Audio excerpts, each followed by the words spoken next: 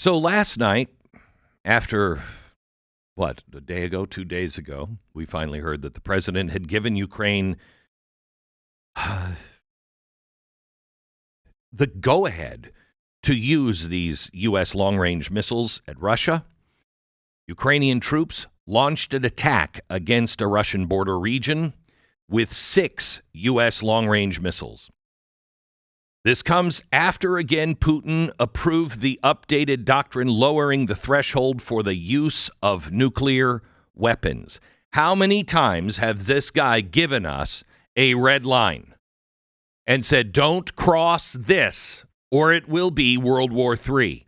And we've crossed it every single time. For a man who's backed in the corner, a man who is a bloodthirsty killer, you don't keep backing him into a corner. Or what happens?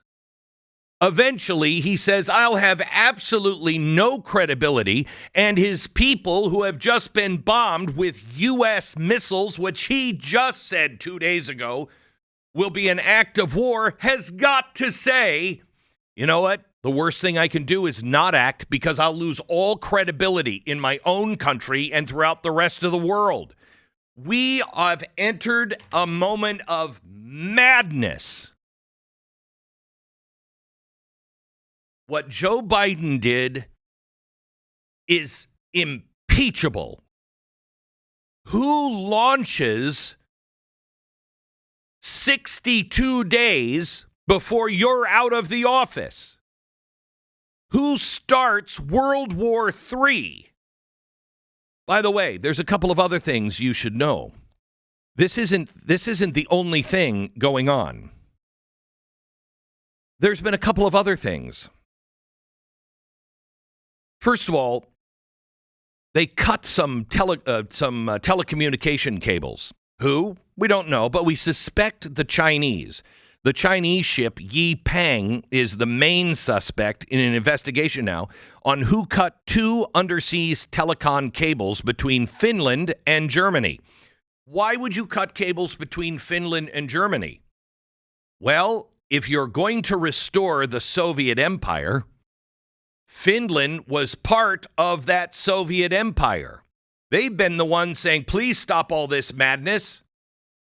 That was cut. Oh, also the telecommunications lines between Sweden and Lithuania.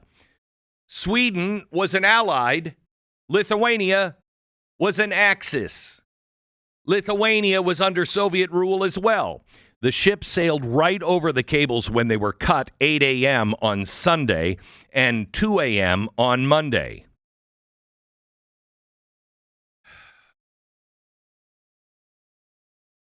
Gang, things could be different by lunchtime. Pray for your country. Pray that Vladimir Putin does not strike a NATO country, even with a conventional bomb. Pray that this madman will listen to Donald Trump and realize this is over in 62 days. But then again, the guy wants to collapse the United States of America. As I told you, if Trump wins, one of the things I'm very worried about is terrorism and war. That the left is so insane that they have this, if I can't have you, no one will. That they've been backed into a corner. They have everything riding on it. They've got to bring it down before Trump gets in. It was the worst case scenario. Pray the bloodthirsty madman in Russia is more sensible than this senile old bastard in the White House.